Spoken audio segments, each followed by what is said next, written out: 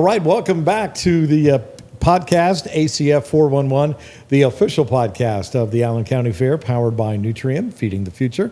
I'm your host, Russ Decker, and we want to remind you that you can always hear any of our podcasts anytime for free on the iHeartRadio app, or you can watch us for free anytime on YouTube. So check all that out, and we appreciate you checking us out here at ACF411. So it's day one of the Allen County Fair. Joining me in our studio, we call it the podcast parlor because it's the old milking parlor on the north side of the dairy barn here at the Allen County Fair, is Sheriff Matt Treglia. Sheriff, welcome. Hey, thanks for having me, Russ. So for the 9 days of the fair, this is really like an extra city in the county, right? It's about. That's very true. We put a lot of resources out here. We want everybody to come out here and enjoy themselves. We want everybody to be very safe and have a good time. So we do put a lot of our resources from the County Sheriff's Office out here. And just to note, we also have other agencies that we can call, and I've already checked with the State Patrol for any traffic issues we may have, or if they need to come in and help for any problems we may have. And the Lima City Police Department, I've talked to Kurt Heil. He's more than willing to come out and help if we need anything.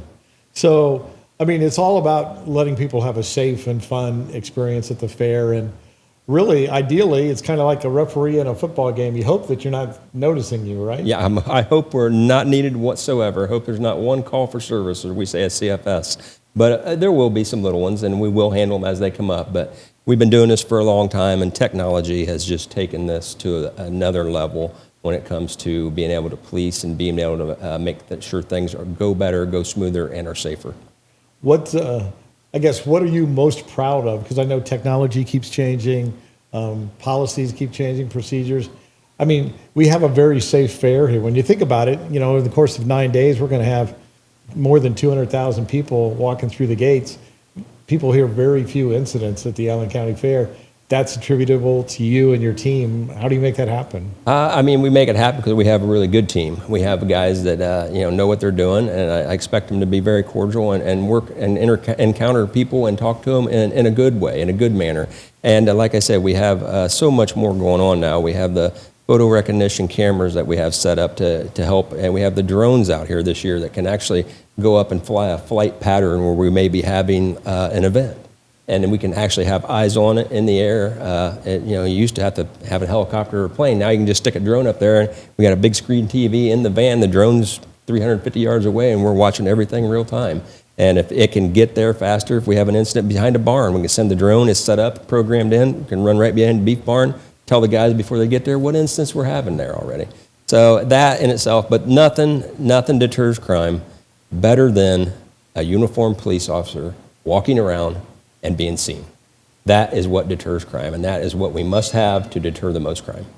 And how about the fair is not the fair without the mounted posse? That's true. I mean, the mounted posse has been around for a long time. I was just back there talking to Joel Gillette. He said he's got pictures in there of him being on since '64. Wow. So it's been around a long time. Sure, it's changed. I get it. Things change, obviously, but the horses are still a hit. The horses will always be a hit, and everybody loves them.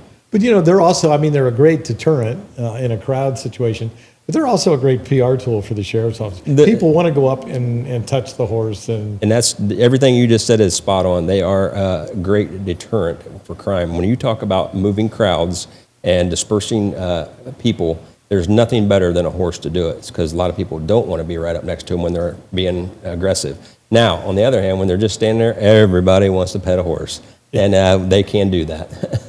Let's talk about, because I think one of the neatest things for all the years that I was out here, and for part of that time I was helping with the public safety side of it and stuff, but I thought it's incredible when you think about how large this fair is, how many people are on the fairgrounds. And when we do get that, I always like to say we have lost parents because the kids know exactly where they are. Oh, yeah. But when we get that parent that's separated from child, it's amazing how quickly we can get them reunited. How does that happen? It happens just by hard work and moving around and trying to be where we know the kids want to be. It's obvious. You know, we've worked, my officers and I mean, obviously I grew up here. I've been coming to this fair since I could come to this fair. And we know every place around here. We know how to we know how to find them. It's just all it boils down to. And now with things like the drones and EMA helping out, you know, we used to have to dispatch from the sheriff's office. Now we have an EMA bus set out here. We got a dispatcher sitting right on grounds. I mean, we have our own channel set up. I mean, we're running everything from right inside the fairgrounds, so it makes it a lot easier. There's no I would say the easiest way that we're finding, there's just no time lapse in it. Once we hear it, we're all looking, everybody's eyes on. Now with the drones, it should be easier, and the cameras. Yeah, I was always amazed. We'd have, you know, a mom or somebody go into the posse building and say, "Hey, I'm missing my child," and it'd be 5 or 10 minutes, and we'd like, somebody's got them. Yeah. And we're getting the mom and the child reunited, and it's so fast, and that's really what it's all about, because it's like that parent will. I mean, they're so excited when they see that kid coming down the midway with an officer. Yeah, it's usually just give us the description, and everybody's going to be looking, and we'll put eyes on them eventually. So, looking in your crystal ball, we got the big concert coming up tomorrow night. That'll be fun. What kind of? So, is that a special concern for you from security when you have, you know, you're going to have an extra, you know, 7,000-10,000 people, whatever in the? Not usually. I mean, we handle it just as we would any other time. We've had obviously larger concerts, and we had to actually call in additional units to help us with that. But this one here, we will put extra officers out in that area, and out, so they have plenty of protection out there, and there's no issues, and everybody can have a good time. But other than that, the drone, once again, and the horses, they'll be out there, will help with all that and any crowd control. But I anticipate zero problems. I think everything should go really well. And you sort of talked about this at the very beginning of the top of the episode, but how about traffic getting out of the show?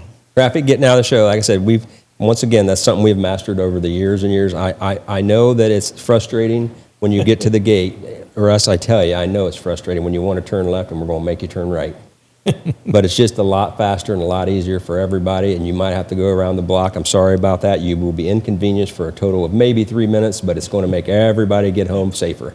Yep. So I have to tell you, so before we started taping the podcast this afternoon, there were 4 of your deputies that were over having a refreshment, and I asked them, I said, anybody got any good stories on Sheriff Treglia? And I don't know if you've got them really well trained, Sheriff, but they said they had no stories about you at all. But I do. Oh, okay. So we'll end with the Sheriff. So for folks that don't know, Sheriff Treglia and I go way back. We do. That's true. Way back. I mean, way back. And so I remember when Sheriff Treglia was a brand new deputy, and he was starting out, and you know they always pair him with a senior deputy, and so after a while, after his training, they finally let you out on your own, and you decided you were going to, anytime you didn't have a call, you were just going to sit out there on 75 and see if you can't pick up a speeder or something, I guess. And it was just happenstance that the Pope was visiting the United States at the same time.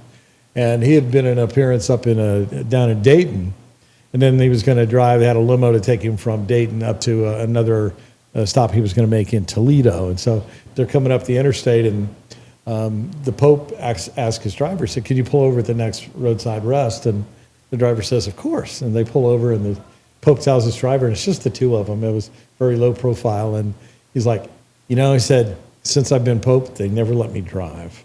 So can we just switch places for a little bit? We won't go all the way to Toledo. We'll just go down, next roadside park. I'll pull in, we'll switch back. Nobody will ever know." And of course, the driver says, whatever you want, you know, you're the Pope. So they switch spots. So the Pope's on 75, and he's having a good time driving. He hadn't driven for a while. So he's flying pretty good. And there's young Deputy Matt, and he sees this limo coming up 75, moving along pretty good. And so you go to make the traffic stop, and you get on the radio because, you know, you're brand new, and you call your sergeant and you go, "Hey, I'm pulling over this limo. It's a pretty nice limo. I'm not sure who's in this, but you might want to swing this way because this could be somebody important." And your sergeant, "Yeah, I'll head that way." So you make the stop, and you go up and you look inside the driver's window, and you tell him, "I'll be right back." And you walk back to your cruiser, and you get on the radio, and you're like, "Sarge, are you coming?" And he's like, "Yeah, I'm just a couple minutes away." "Why? Who is it?" And you go, and I'll never forget this radio traffic. You go, "I don't know who's in the back, Sarge, but the Pope is his chauffeur." Oh, Russ. You thought I forgot that story. Yeah. I know you did. Sheriff Treglia, thanks for stopping in. We hope you have an excellent Allen County Fair. Hey, Russ, thanks for what you guys are doing here. It makes it real informative for everybody to know what's going on. I really appreciate you having me. All right. Have a great week. You too. And thank you for tuning into this episode of ACF 411, the official podcast of the Allen County Fair. We also want to thank our engineer, Sydney Miller from iHeart, for helping us out today, and our video producer, Ann Decker. We'll see you at the fair.